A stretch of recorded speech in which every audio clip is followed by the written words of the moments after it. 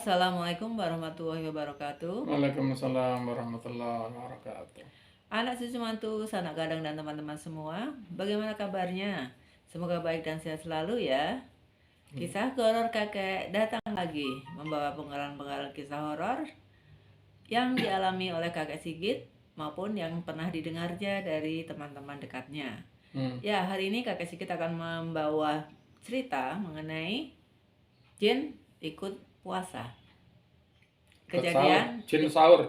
jin sahur ya. Ya. Kejadian di kota Bandung Ya. sekitar tahun 1985. Tahun 90-an. Oh, 90-an. Iya. Oke, ya.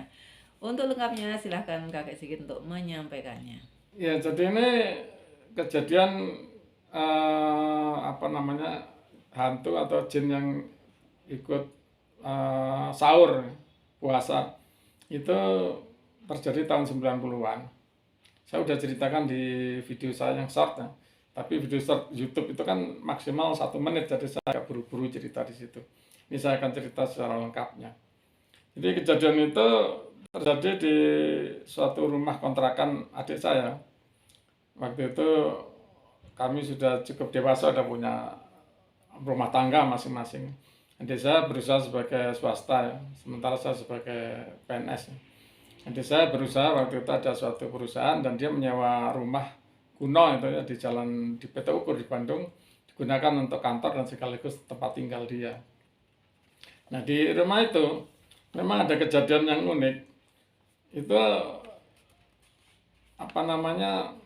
ya hantu atau jin yang kok ikut sahur gitu loh. Itu kan biasanya nggak seperti itu ya. Memang jin itu harusnya ikut puasa, tapi kok dia gerakan sahur itu agak aneh sebenarnya. Jadi pertama kali saya itu dengar dari adik saya, itu dia cerita waktu saya main ke situ, itu di sini ada kejadian aneh mas gitu. Jadi kalau pas sahur itu ada suara kelontang-kelontang, itu suara suara piring, suara gelas, suara sendok. Jam berapa saya tanya, sekitar jam 2-an pokoknya sebelum kita sahur. Kalau kita sahur kan paling 3:30 gitu. Itu sekitar jam 2, jam 2:30 ada suara-suara itu di dapur sama kamar makan. Ya lihat dong gitu, saya tanya gitu. Oh ya takut katanya, takut gitu. Jadi adik saya takut kalau. Ya udah kalau itu lain kali saya kesini ya, saya tidur sini saya lihat gitu. Ya mas tolong ini coba diusir. Adik saya minta tolong diusirkan itu. Ya kan nanti kapan saya pulang ya. Udah lupa saya berapa hari kemudian adik saya telepon lagi. Ini kejadian yang hantu sahur ini masih mas. Emang nggak tiap hari tapi ini kemarin tadi pagi jadi lagi gitu. Ya udahlah nanti besok lah ya saya ke sana gitu. Terus besoknya saya ke rumah itu, rumah kantor itu. Kemudian saya menginap di situ mulai jam berapa ya? Mulai jam 8, jam 9 saya ngobrol dulu terus tidur. Ternyata terbangun memang benar jam 2. Saya masih tidur sebenarnya. Adik saya membangunkan. Itu mas, coba dengerin itu suaranya. Bener kan? Iya, itu saya dengar itu suara kelontang-kelontang seperti orang yang aktivitas yang di dapur. Yang dapur jadi satu dengan kamar makan itu. Ada aktivitas orang yang mungkin mencuci piring atau makan gitu. Nah, kemudian ayo kita lihat gitu. Terus adik saya memberanikan diri ya. Lihat, kita sama-sama lihat waktu itu. Memang ada kaget juga ya, ada piring yang jalan gitu ya dari satu tempat ke tempat lain terus ditaruh di meja gitu. Ada sendok garpu. Ada aktivitas seperti orang makan tapi yang dimakannya nggak kelihatan dan yang makannya juga nggak kelihatan. Wah ini beneran ini.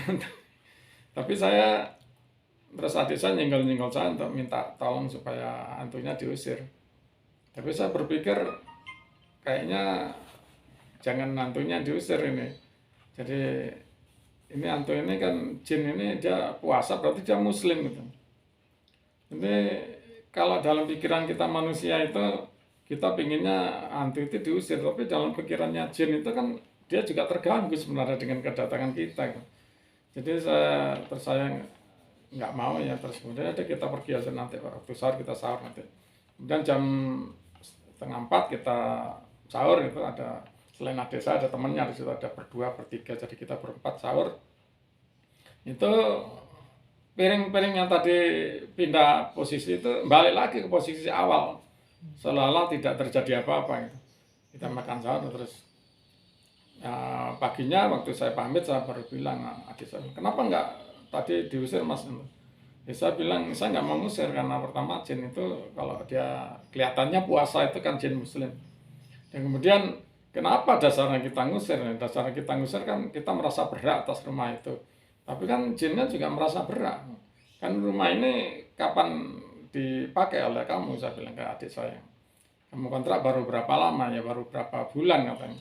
Nah, sebelumnya gimana kosong? Nah kan kosong jinnya seneng di situ. Terus tiba-tiba ada kamu kan jadi dia merasa terganggu. Jadi yang penting tidak saling mengganggu lah saya bilang gitu. Terus adik saya ya udahlah setuju lah nggak usah dia saling. Toh dia mungkin dia sudah terganggu biasanya kalau nggak ada kita dan adik saya bilang itu mungkin dia sahurnya juga 3:30 tapi karena mendekati subuh ya gitu. Tapi karena kita ada jadi dia dahulu jadi ya udahlah dia berarti kan dia udah ngalah ya udahlah kita ngalah juga kita nggak saling mengganggu. Itu tadi kejadian yang Kisah horornya. ya horor. Memang saya cerita biasa aja tapi kejadian itu ya waktu dialami itu ya agak mencekam juga ya. Iya. Takut juga kan kita. Ya, horor juga ya kakek ya ceritanya, Iya. kisahnya. Ya kalau kita nggak ngalami sendiri mungkin tidak ada bayangan ya seberapa horornya. Tapi saat Ya mungkin orang-orang lain mungkin ada yang pernah mengalami seperti itu. ya, ya, Ya, kalau saya baru sekali itu dan nggak pernah lagi saya mengalami kejadian Iya. seperti itu. ya semoga menjadi pembelajaran juga bagi yang mendengarkan atau mengikuti kisah kakek kali ini. Iya. Dan kita akhiri dengan wassalamualaikum warahmatullahi wabarakatuh. Waalaikumsalam warahmatullahi wabarakatuh.